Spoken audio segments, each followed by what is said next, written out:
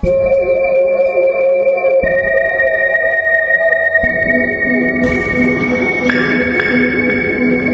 sebuah daerah yang bahkan penduduknya jarang menyebut nama kampungnya sendiri, berdirilah satu gunung yang sejak lama tidak pernah tercatat secara resmi. Bukan tidak ada di peta karena kesalahan teknis, tetapi memang sengaja dihilangkan. Peta lama, peta baru, peta digital, bahkan peta yang digambar tangan oleh warga setempat, selalu melewati area itu begitu saja, seolah di sana tidak ada apa-apa selain hutan dan kabut. Padahal semua orang tahu di sanalah gunung itu berdiri, tinggi, sunyi, dan selalu tampak seperti sedang mengawasi. Gunung itu tidak pernah disebut dengan nama apapun. Tidak sekarang, tidak juga dulu. Anak-anak sejak kecil sudah diajari satu hal sederhana. Kalau bicara tentang gunung itu, cukup bilang gunung itu. Tidak lebih, tidak kurang, tidak boleh ditambahkan apapun. Bahkan menyebut kata gunung saja, bagi sebagian orang tua, sudah terasa terlalu berani. Mereka biasanya hanya menunjuk ke arah sana, lalu menurunkan suara, seolah takut didengar. Setiap kali ada orang luar datang, entah pedagang, sopir, atau pendaki yang tersesat, pertanyaan yang hampir selalu muncul adalah soal gunung itu. Gunung apa namanya? Tanya mereka dengan nada biasa saja, tanpa maksud apa-apa. Namun reaksi warga selalu sama. Percakapan mendadak terhenti. Ada yang langsung berpura-pura sibuk. Ada yang menunduk. Ada juga yang pelan-pelan pergi tanpa menjawab. Kalaupun ada yang menjawab, suaranya sangat rendah, nyaris berbisik, "Jangan disebut, jangan ditanya." Orang luar sering menganggap itu bercanda. Ada juga yang mengira warga hanya ingin terlihat misterius. Tapi bagi warga setempat, itu bukan lelucon. Itu aturan. Aturan yang tidak pernah ditulis, tapi ditaati turun-temurun. Bahkan oleh mereka yang tidak lagi percaya pada cerita-cerita lama. Konon, sudah sejak puluhan tahun lalu, ada kesepakatan tak terucap di antara warga. Kesepakatan untuk tidak memberi nama pada gunung itu. Bukan karena tidak mampu memberi nama, melainkan karena setiap nama yang pernah dicoba selalu membawa akibat buruk. Cerita ini jarang dibicarakan secara terbuka, tapi dari mulut ke mulut, kisah itu tetap hidup, meski semakin kabur detailnya. Dulu, kata orang-orang tua, gunung itu sempat memiliki nama yang indah, diambil dari bahasa lama daerah itu, nama yang berarti tempat tinggi yang diberkahi. Tapi setelah nama itu sering disebut, setelah semakin banyak orang datang dan menyebutnya dengan bangga, satu persatu kejadian aneh mulai terjadi. Hewan ternak menghilang tanpa jejak. Orang-orang tersesat di hutan yang seharusnya sudah mereka kenal sejak kecil. Bahkan ada yang pergi pagi-pagi ke ladang, tapi tidak pernah pulang sampai sekarang. Awalnya semua itu dianggap kebetulan. Sampai suatu hari, seorang tokoh adat yang sangat disegani naik ke lereng gunung untuk mencari anaknya yang hilang. Ia kembali sendirian 3 hari kemudian, dengan rambut memutih dan tatapan kosong. Sejak hari itu, ia melarang siapapun menyebut nama gunung tersebut. "Kalau kamu menyebutnya," katanya waktu itu, "berarti kamu sedang memanggil sesuatu untuk menoleh ke arahmu." Sejak larangan itu diterapkan, keadaan memang menjadi lebih tenang. Tidak ada lagi kejadian besar yang menghebohkan desa. Tapi bukan berarti semuanya aman. Gunung itu tetap berdiri di sana, seperti menunggu. Diam, tapi terasa hadir. Warga percaya di atas sana ada sesuatu. Bukan sekadar makhluk, tapi semacam kesadaran. Sesuatu yang bisa mendengar, mengenali, dan mengingat. Sesuatu yang tidak suka disebut secara sembarangan. Karena bagi sesuatu itu, nama bukan hanya sebutan, tapi undangan. Ada kepercayaan lama yang masih dipegang sebagian warga, bahwa gunung itu bukan sekadar tempat. Ia seperti pintu, batas antara apa yang bisa dilihat manusia, dan apa yang seharusnya tetap tersembunyi. Dan setiap kali seseorang menyebut namanya dengan sengaja, seolah-olah orang itu sedang mengetuk pintu tersebut, lalu berdiri terlalu lama di depannya. Diingat, itulah kata yang sering dipakai warga, walau tidak pernah dijelaskan secara rinci. Diingat oleh siapa? Diingat untuk apa? Tidak ada yang bisa menjawab dengan pasti. Yang jelas, orang-orang yang diingat biasanya mengalami hal-hal aneh setelahnya. Mimpi buruk berulang, merasa dipanggil ke arah gunung, mendengar suara yang hanya terdengar saat malam benar-benar sunyi. Ada seorang pemuda yang pernah nekat menyebut nama gunung itu dengan lantang, hanya untuk membuktikan bahwa semua itu tidak masuk akal. Ia menyebutnya sambil tertawa di depan teman-temannya. Hari itu tidak terjadi apa-apa. Minggu itu pun masih normal. Tapi sebulan kemudian, pemuda itu mulai sering naik ke bukit sendirian tanpa alasan jelas. Katanya, ia merasa tidak tenang kalau tidak melihat gunung itu dari dekat. Suatu sore, ia pamit sebentar, katanya hanya ingin duduk di pinggir hutan. Ia tidak pernah kembali. Sampai sekarang, keluarganya masih tinggal di desa itu, tapi tidak pernah lagi berani menatap ke arah gunung. Sejak saat itu, larangan semakin dipatuhi. Bahkan anak-anak yang belum mengerti apa-apa sudah diajari untuk tidak bertanya. Kalau mereka bertanya, orang tua hanya bilang, "Kalau kamu tidak mau hilang, jangan penasaran." Yang membuat gunung itu semakin aneh adalah sikap alam di sekitarnya. Cuaca di desa bisa cerah, panas, dan tenang. Tapi puncak gunung hampir selalu diselimuti kabut. Bukan kabut tipis yang bergerak pelan, melainkan kabut tebal yang seperti diam di tempat. Dari jauh, kabut itu tampak menggantung, tidak naik, tidak turun, seolah-olah ada batas tak terlihat yang tidak bisa dilewati. Pendaki dari luar daerah yang tidak tahu cerita sering merasa tertarik. Jalurnya terlihat jelas dari kejauhan, tidak terlalu curam. Hutan di kaki gunung tampak normal, tapi anehnya, tidak ada satupun warga lokal yang mau menjadi penunjuk jalan. Bahkan untuk bayaran besar sekalipun, mereka akan menggeleng, lalu mengalihkan pembicaraan. Bagi mereka, mendekati gunung itu saja sudah cukup berbahaya, apalagi menyebut namanya. Warga percaya, gunung itu tidak mengejar orang. Ia tidak perlu. Yang ia lakukan hanyalah menunggu. Menunggu siapa saja yang melanggar, yang terlalu penasaran, atau yang merasa dirinya kebal dari aturan lama. Dan ketika waktunya tiba, gunung itu akan mengingat orang tersebut pelan-pelan, tanpa suara, tanpa tanda jelas. Orang yang sudah diingat, kata warga, tidak selalu langsung menghilang. Ada yang masih hidup bertahun-tahun, tapi hidupnya tidak pernah benar-benar sama. Mereka seperti kehilangan sebagian dirinya. Tatapannya kosong, senyumnya jarang tulus, dan entah kenapa, mereka selalu gelisah setiap kali mendengar kata gunung. Meski tidak ada yang menyebut gunung itu secara langsung, dan bagi mereka yang benar-benar hilang, warga jarang menyebutnya sebagai kematian. Mereka tidak mengatakan meninggal atau tewas. Mereka hanya bilang, dia tidak turun lagi. Kalimat itu terdengar sederhana, tapi menyimpan makna yang berat. Karena bagi warga, tidak turun berarti masih ada di atas sana. Bukan sebagai manusia seutuhnya, tapi sebagai bagian dari gunung itu sendiri.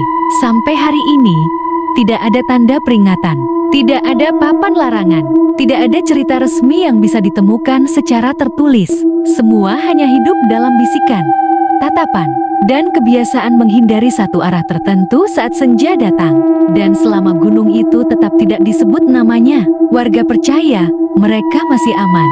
Namun rasa penasaran selalu punya caranya sendiri untuk tumbuh, terutama bagi orang-orang yang datang dari luar, yang tidak tumbuh dengan ketakutan itu, yang menganggap semua larangan hanya mitos, yang tidak tahu bahwa bagi gunung itu, satu kali disebut saja sudah cukup untuk membuatnya menoleh.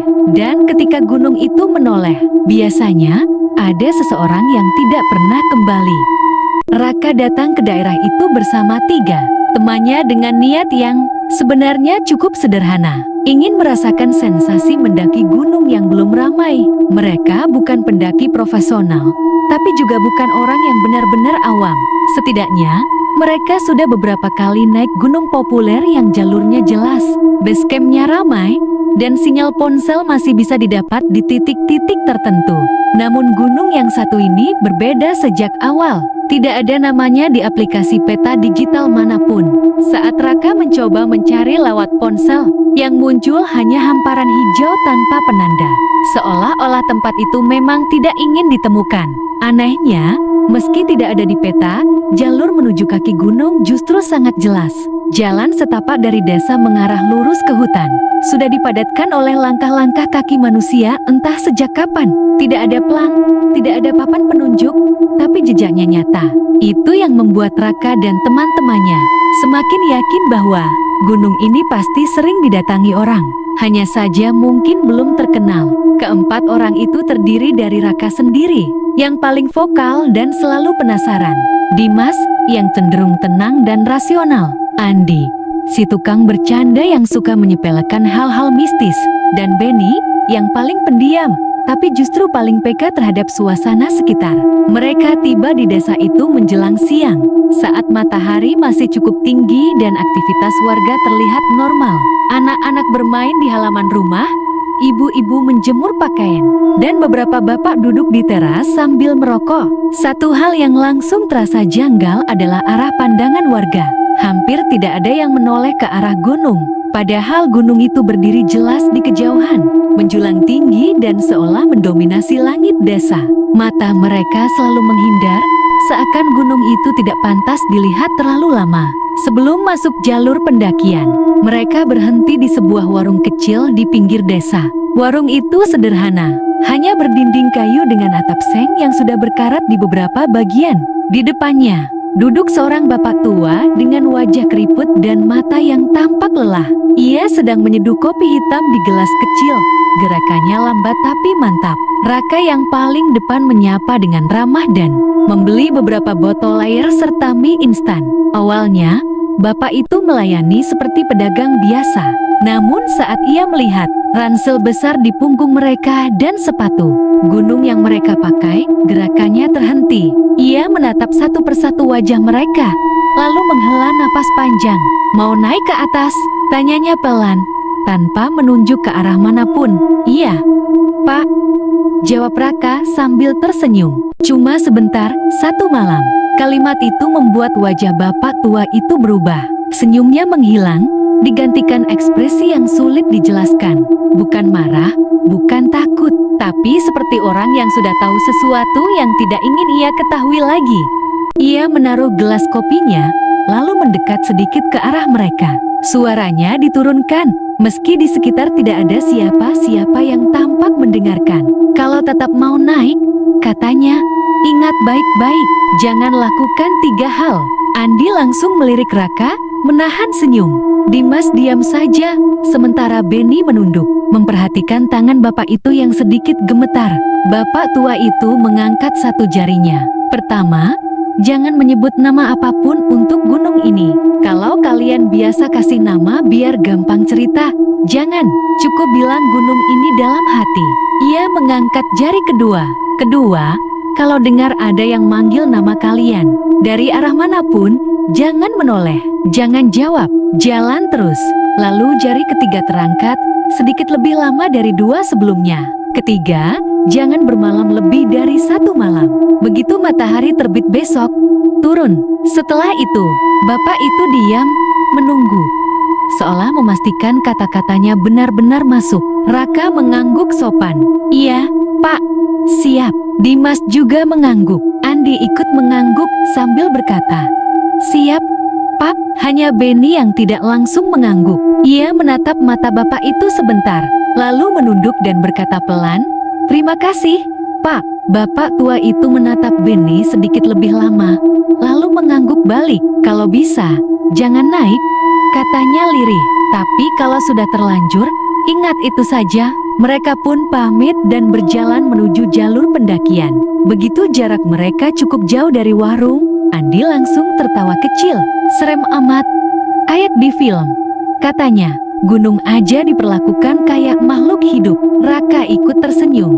Namanya juga orang tua desa. Biasalah, banyak mitos. Dimas tidak langsung menanggapi. Ia menoleh ke belakang, ke arah warung yang sekarang hampir tidak terlihat karena tikungan jalan. "Entah kenapa," katanya, "cara ngomongnya nggak kayak bercanda." "Ah, kamu kebanyakan mikir," balas Andi. "Lagi pula, kita cuma 1 malam." Benny tetap diam. Sejak awal ia merasa ada sesuatu yang tidak beres, tapi ia tidak tahu bagaimana menjelaskannya. Ada tekanan aneh di dadanya sejak mereka memasuki desa, seperti perasaan sedang diawasi, meski tidak ada siapapun di sekitar. "GPS gue," katanya sambil tertawa kecil aneh. Dimas menatap sekitar. Arah jalur masih jelas. Selama kita nggak keluar jalur, harusnya aman. Benny mengangguk pelan, tapi matanya terus bergerak, memperhatikan hutan di sekeliling. Ia merasa seolah-olah ada sesuatu yang salah dengan kesunyian itu. Bukan sunyi yang menenangkan, tapi sunyi yang seperti menunggu. Menjelang sore, mereka menemukan area datar yang cukup luas untuk mendirikan tenda. Lokasinya agak terbuka, dikelilingi pohon-pohon tinggi yang batangnya gelap dan lurus. Raka memutuskan untuk bermalam di situ sesuai rencana awal. Pendakian hari pertama berjalan cukup normal.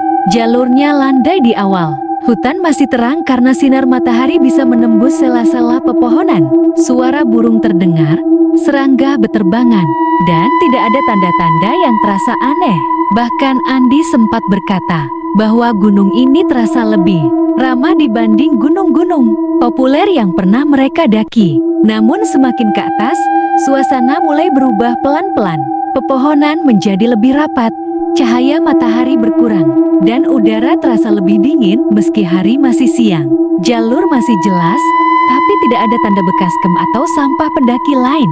Seolah-olah mereka adalah satu-satunya manusia yang pernah lewat situ dalam waktu lama. Beberapa jam kemudian, mereka memutuskan berhenti untuk istirahat.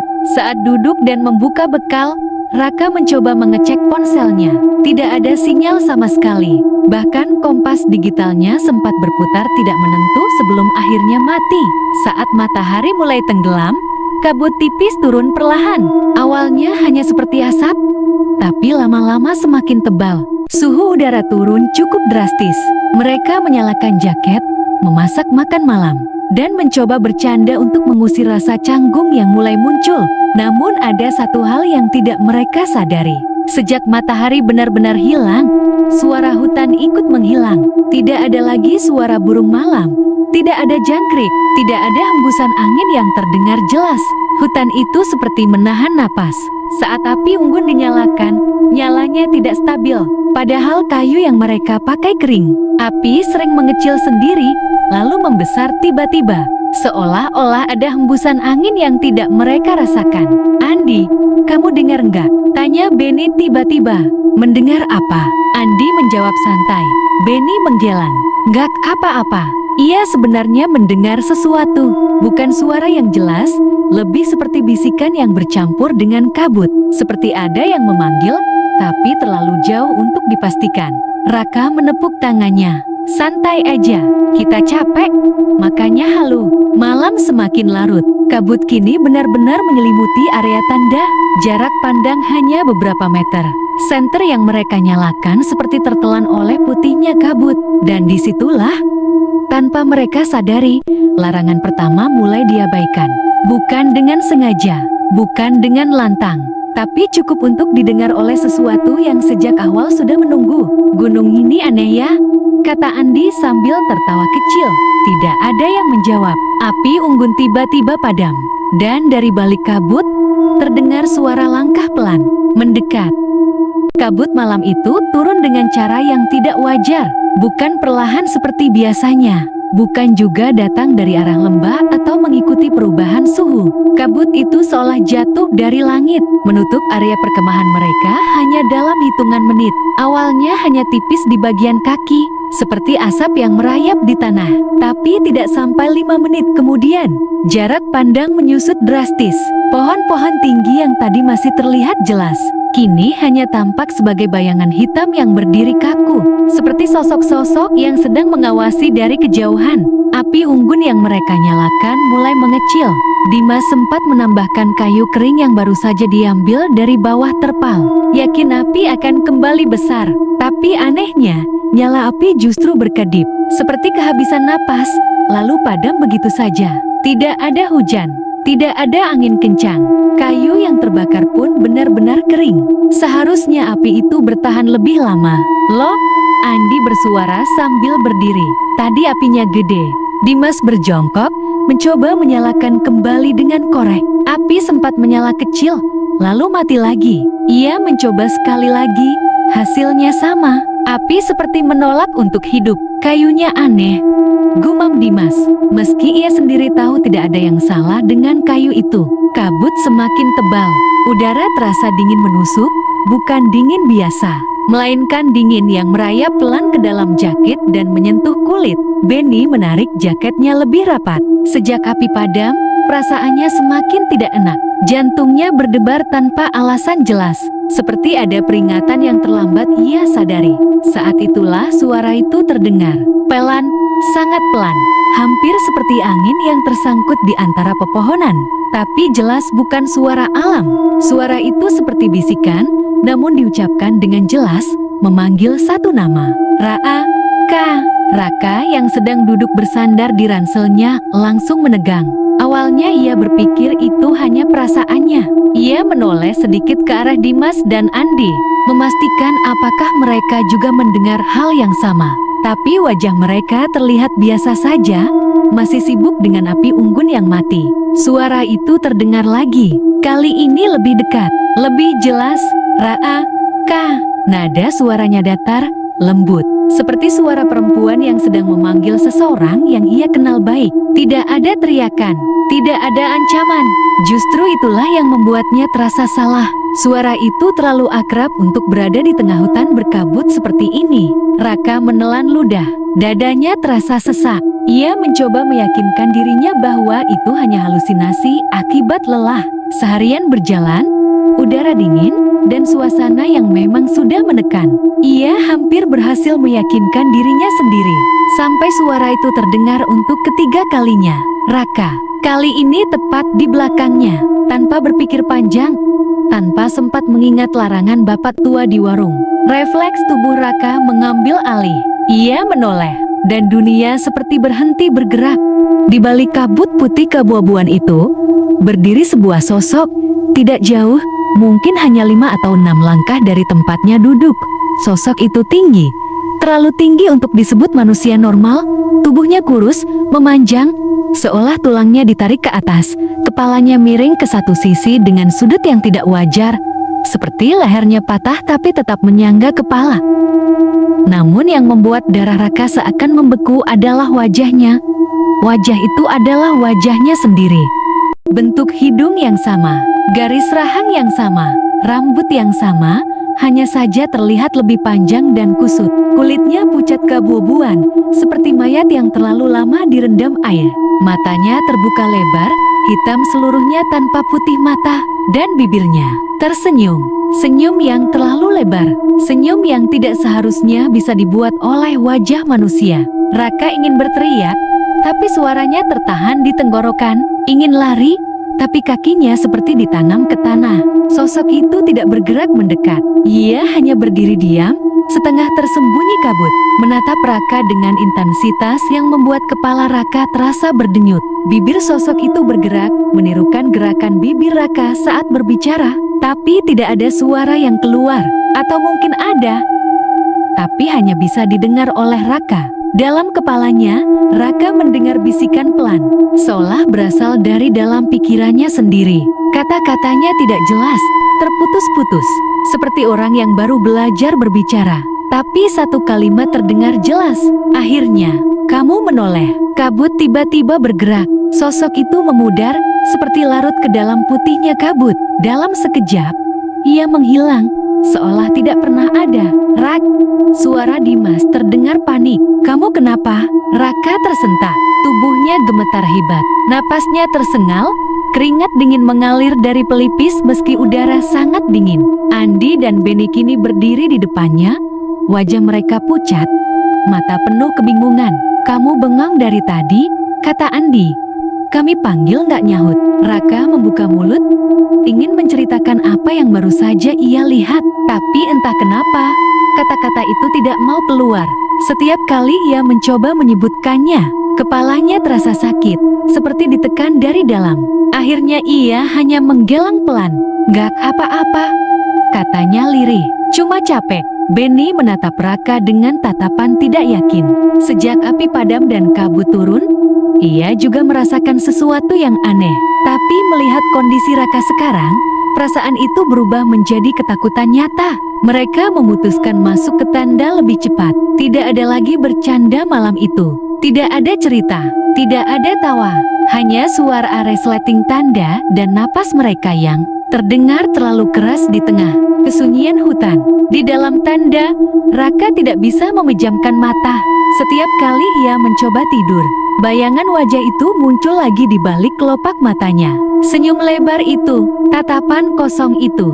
Ia merasa seolah ada seseorang yang duduk di luar tenda, sangat dekat, hanya terpisah lapisan kain tipis. Beberapa kali, ia merasa tenda itu sedikit bergoyang, seperti tersentuh sesuatu.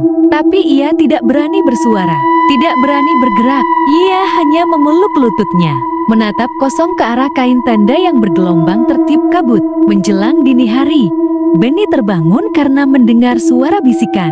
Ia menoleh ke arah Raka dan terkejut melihat Raka duduk tegak. Matanya terbuka lebar, menatap satu titik di depan tenda. Bibirnya bergerak pelan, seolah sedang berbicara. "Rak," panggil Benny pelan. Tidak ada jawaban. Raka terus berbisik, suaranya terlalu lirih untuk didengar jelas. Benny mendekat sedikit dan mendengarkan dengan saksama. Yang ia dengar membuat tengkuknya merinding. "Aku di sini, aku dengar, aku ingat." Benny mengguncang bahu Raka pelan. "Rak, bangun." Raka tersentak dan menoleh. Tatapannya kosong, seperti orang yang baru terbangun dari mimpi yang sangat panjang. "Kenapa?" tanyanya datar. "Kamu ngomong sendiri," kata Benny, berusaha menahan getar di suaranya. Raka menggelam. "Enggak, aku cuma mikir." Sejak malam itu, Raka berubah. Ia menjadi pendiam, tidak banyak bicara seperti sebelumnya. Saat berjalan, ia sering tertinggal beberapa langkah di belakang, menatap ke arah kabut dengan ekspresi kosong. Kadang, bibirnya bergerak pelan, seolah membalas percakapan yang tidak bisa didengar orang lain. Dimas dan Andi mengira Raka hanya kelelahan atau belum terbiasa dengan suasana gunung. Tapi Benny tahu, ada sesuatu yang salah, sesuatu yang mengikuti Raka sejak malam itu. Dan yang paling membuat Benny takut adalah satu hal sederhana. Sejak Raka menoleh ke dalam kabut malam itu, kabut seolah tidak pernah benar-benar meninggalkan mereka. Pagi datang tanpa suara, tidak ada kicau burung, tidak ada desir angin yang biasa menyambut matahari terbit di gunung-gunung lain. Cahaya hanya merayap pelan dari balik kabut yang belum juga pergi, menyelinap masuk ke sela-sela pohon dan kain tanda yang basah oleh embun dingin. Dimas terbangun lebih dulu. Kepalanya terasa berat dan lehernya kaku akibat tidur yang tidak nyenyak. Ia menghela napas panjang, lalu menoleh ke sisi tanda tempat Andi biasanya tidur. Kosong. Awalnya ia mengira Andi sudah bangun lebih dulu untuk buang air atau sekadar menghirup udara pagi. Dimas meraih jaketnya dan membuka resleting tenda perlahan. Kabut masih tebal, tapi jarak pandang sedikit lebih baik dibanding malam sebelumnya. Ia melangkah keluar, memanggil pelan, "Di." Tidak ada jawaban. Benny juga keluar dari tenda, wajahnya pucat dan matanya cekung. "Andi gak ada?" tanyanya. Meski dari nada suaranya, ia sudah tahu jawabannya. Raka keluar paling akhir. Ia terlihat lebih kurus dari kemarin, entah karena pencahayaan atau karena sesuatu yang lain. Tatapannya kosong, seolah masih terjebak di antara tidur dan bangun. "Biasanya dia nggak jauh-jauh," kata Dimas, mencoba berpikir positif. "Mungkin ke arah jurang buat foto." Kata jurang membuat Benny refleks menoleh ke arah sisi kanan area camp. Tempat jalur sedikit menyempit dan tanah menurun tajam. Kabut di sana lebih tebal, seperti sengaja berkumpul di satu titik. Tanpa banyak bicara, mereka bertiga berjalan ke arah itu. Langkah mereka pelan dan hati-hati. Tidak butuh waktu lama untuk menemukan jejak kaki Andi. Jejak sepatu yang masih jelas di tanah lembab, mengarah lurus ke tepi jurang. Dimas mengikuti jejak itu dengan mata. Jantungnya berdegup semakin cepat. Jejak itu berhenti tepat di bibir jurang. Tidak ada tanda terpeleset, tidak ada tanah yang longsor, tidak ada ranting patah, tidak ada bekas pegangan. Jejak itu hanya berhenti, seolah Andi berdiri di sana, lalu menghilang. Kalau jatuh, kata Dimas pelan, pasti ada bekas. Benny berjongkok, menyentuh tanah di sekitar jejak terakhir. Tangannya bergetar. Ini bukan jatuh, katanya lirih. Ini kayak dia dijemput. Raka berdiri agak jauh dari mereka. Ia menatap ke arah jurang, tapi ekspresinya datar. Tidak ada kepanikan, tidak ada keterkejutan. Hanya tatapan kosong yang membuat Benny merinding. Kita harus turun, kata Dimas akhirnya. Sekarang juga. Raka menoleh perlahan. Turun, tanyanya, seperti baru mendengar kata itu untuk pertama kalinya. Iya, jawab Dimas tegas. Andi hilang. Ini udah nggak benar. Raka mengerutkan kening. Andi. Benny menatap Raka dengan jantung berdegup kencang. Kamu kenapa, Ra? Raka mengedarkan pandangan ke sekitar, lalu kembali menatap mereka berdua. Kita berempat dari awal, kan? Kalimat itu jatuh seperti batu ke dada mereka. Dimas tertawa kecil, refleks, karena otaknya menolak menerima kemungkinan lain. Ra, jangan bercanda. Raka tampak bingung. Aku serius. Kita berempat dari awal. Kamu, aku, Benny, sama. Ia terdiam sejenak, seolah mencoba mengingat sesuatu. Kamu. Ia menunjuk Dimas. Benny mundur selangkah. Rak, kita berlima. Andi ada dari awal. Raka menggelang pelan. Gak ada Andi. Udara di sekitar mereka terasa semakin dingin. Kabut seolah menebal kembali, meski matahari sudah cukup tinggi. Dimas merasakan keringat dingin di punggungnya. Ia mencoba mengingat percakapan, tawa, lelucon Andi selama perjalanan. Semua itu jelas ada di kepalanya. Terlalu jelas untuk dihapus begitu saja. Kamu ingat api unggun semalam? Tanya Dimas. Suaranya sedikit bergetar. Andi yang bilang gunung ini aneh. Raka menatapnya lama, lalu tersenyum kecil. Kamu mimpi. Sejak saat itu, suasana berubah total. Mereka memutuskan tetap turun. Tapi jalur yang tadi mereka lewati seolah tidak lagi sama. Setiap belokan terasa asing. Setiap pohon terlihat mirip satu sama lain. Kompas tidak berfungsi, jarumnya berputar tanpa arah. Dan yang paling membuat Benny ketakutan, Raka berjalan dengan santai, seolah tahu kemana harus melangkah. Padahal jalur itu jelas bukan jalur yang mereka lewati kemarin. Menjelang sore, mereka sadar bahwa mereka berputar-putar di area yang sama. Pohon dengan akar besar berbentuk, seperti ular itu mereka lewati. Untuk ketiga kalinya, Dimas menghantam batang pohon dengan telapak tangannya, frustrasi. Kita nggak bisa keluar, katanya. Jalurnya berubah. Raka berhenti berjalan. Ia menoleh ke arah mereka.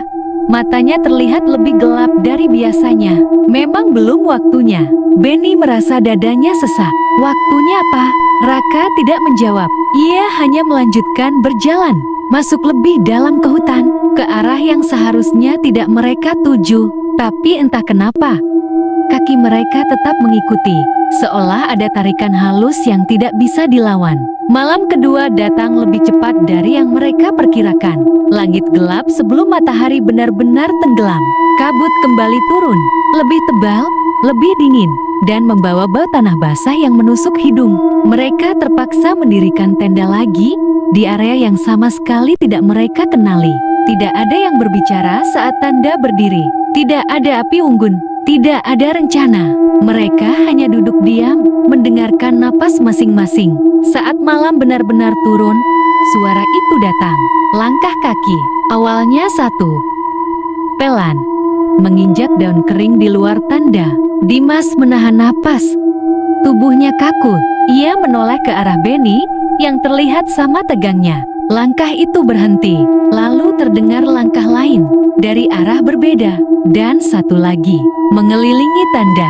Bukan langkah terburu-buru, bukan langkah mengancam, tapi langkah santai, seperti orang-orang yang sedang berjalan, mengitari sesuatu yang menarik perhatian mereka. Sesekali terdengar suara daun bergeser, ranting patah, atau tanah yang terinjak. Benny menutup mulutnya dengan tangan. Jantungnya berdetak begitu keras hingga ia yakin makhluk di luar bisa mendengarnya. Bayangan mulai terlihat di balik kain tanda. Bukan satu, banyak. Bayangan berdiri diam, tidak bergerak, seolah menunggu. Tingginya berbeda-beda. Ada yang tinggi menjulang, Ada yang pendek, ada yang bentuknya tidak jelas, seperti tubuh yang salah dirakit. Salah satu bayangan mendekat, tepat di depan pintu tanda. Dari luar, terdengar suara yang sangat mereka kenal. "Dim!" Suara itu memanggil pelan, "Buka!" Dimas memejamkan mata. Itu suara Andi. "Benny!" Suara itu melanjutkan, nada suaranya hangat, hampir akrab. "Udah dingin, buka aja." Benny menangis tanpa suara. Tubuhnya gemetar hebat. Ia ingin berteriak, tapi suaranya tidak keluar. Raka bergerak. Ia bangkit perlahan, mendekati pintu tanda. "Ra, jangan!" bisik Dimas panik. Raka tidak menoleh. Tangannya meraih resleting tanda. "Rak!" Dimas mencoba menahan, tapi tubuhnya terasa berat, seperti ditekan dari segala arah. Resleting itu ditarik perlahan. Kabut langsung menyusup masuk, dingin dan basah. Dan di sana, berdiri sosok yang membuat dunia Dimas runtuh. Andi. Ia berdiri tegak, ranselnya masih di punggung. Bajunya itu tidak ada luka, tapi wajahnya salah. Senyumnya terlalu lebar, hampir merobek kulit pipinya. Matanya hitam seluruhnya, tanpa putih, tanpa pantulan cahaya. "Akhirnya," kata Andi dengan suara yang terdengar sedikit lebih dalam dari biasanya. "Kalian lama." Di belakangnya, bayangan-bayangan lain berdiri diam, menunggu. Raka tersenyum balik, senyum yang sama lebarnya. Dan saat itulah Dimas sadar, yang berdiri di dalam tanda bersama mereka mungkin bukan Raka yang mereka kenal lagi. Dan gunung itu, yang tidak pernah disebut namanya, akhirnya mendapatkan apa yang ia inginkan, pengganti. Mereka turun saat pagi belum sepenuhnya terang. Kabut masih menggantung rendah, menempel di tanah, di dedaunan, dan di pakaian mereka yang basah oleh keringat dingin dan embun malam. Tidak ada kata perpisahan, tidak ada rencana, tidak ada hitungan siapa yang memimpin di depan. Dimas dan Benny hanya berjalan, mengikuti jalur yang entah bagaimana tiba-tiba kembali terlihat jelas, seolah gunung itu sendiri yang membuka jalan. Raka tidak bersama mereka. Tidak ada perdebatan panjang tentang keputusan itu. Tidak ada teriakan memanggil namanya. Tidak ada usaha memaksa. Saat pagi datang, tenda sudah kosong dari sisi tempat Raka tidur. Tidak ada jejak kaki yang menjauh. Tidak ada tanda perlawanan. Seolah-olah Raka memang tidak pernah ada di sana sejak awal. Benny sempat berdiri lama di depan tenda, menatap ruang kosong itu dengan mata merah dan kepala berdengung. Ia masih bisa mengingat suara Raka, tawa Raka, cara Raka berjalan paling depan dengan penuh percaya diri. Semua itu terasa nyata, terlalu nyata untuk dihapus begitu saja. Tapi di sisi lain, ada bagian dalam dirinya yang merasa bahwa meninggalkan Raka di sana adalah satu-satunya cara agar mereka bisa turun. Dimas tidak mengatakan apa-apa. Ia hanya mengangguk pelan saat Benny menatapnya. Seolah mereka berdua sama-sama mengerti bahwa jika mereka mencoba mencari Raka, mereka tidak akan pernah keluar. Gunung itu tidak marah, tidak mengamuk, tidak mengejar. Ia hanya memilih, dan pilihannya sudah ditentukan. Perjalanan turun terasa jauh lebih lama dibandingkan saat mereka naik. Padahal jalurnya sama, tanahnya sama, pepohonannya sama. Tapi setiap langkah terasa berat, seolah ada tangan-tangan tak terlihat yang menahan kaki mereka agar tidak terlalu cepat pergi. Beberapa kali Benny merasa seperti mendengar suara langkah di belakang mereka, mengikuti dengan jarak yang konstan. Tidak mendekat, tidak menjauh, hanya ada. Setiap kali Benny hampir menoleh, Dimas langsung menggenggam lengannya kuat-kuat. Tidak perlu kata-kata, mereka berdua tahu apa yang tidak boleh dilakukan. Saat akhirnya batas hutan mulai menipis dan suara kehidupan desa samar-samar terdengar. Benny menangis untuk pertama kalinya sejak mereka naik. Tangisnya pecah begitu saja, tanpa suara, tanpa isak yang keras. Air matanya jatuh bercampur dengan keringat dan lumpur di wajahnya. Dimas hanya berdiri di sampingnya, membiarkan tangis itu keluar, karena ia sendiri sudah tidak punya air mata lagi. Mereka muncul dari jalur hutan seperti dua orang yang kembali dari tempat yang tidak seharusnya dimasuki manusia. Warga desa yang melihat mereka langsung berhenti beraktivitas. Beberapa ibu menutup mulut. Seorang bapak yang sedang memanggul kayu menjatuhkan bebannya. Tidak ada yang bertanya duluan. Tidak ada yang menyambut dengan heran. Tatapan mereka bukan tatapan ingin tahu, melainkan tatapan yang sudah tahu. "Berapa?" tanya seorang ibu dengan suara pelan. Dimas tidak langsung menjawab. Tenggorokannya kering, lidahnya terasa berat. Akhirnya Benny yang bicara. Suaranya serak dan nyaris tidak terdengar. "2." Tidak ada yang terkejut. Mereka dibawa ke warung kecil di pinggir desa. Warung yang sama tempat mereka berhenti sebelum naik. Bapak tua penjaganya masih di sana. Duduk di kursi kayu yang sama. Memegang gelas kopi yang sama. Seolah waktu tidak bergerak sejak mereka pergi. Begitu melihat Dimas dan Benny, bapak itu langsung berdiri. Ia tidak bertanya siapa yang hilang. Tidak menanyakan kronologi. Ia hanya mempersilahkan mereka duduk, lalu menuangkan air hangat ke dalam 2 gelas plastik. "Kalian turun," katanya pelan. Bukan pertanyaan, pernyataan. Dimas mengangguk, tangannya gemetar saat memegang gelas. Benny menunduk, menatap lantai warung yang kotor oleh tanah. "Ada yang tinggal?" lanjut bapak itu. Benny mengangguk lagi, air matanya jatuh ke lantai.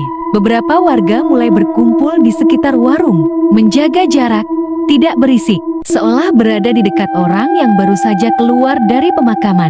Salah satu dari mereka akhirnya bertanya dengan suara hati-hati, "Gimana di atas?"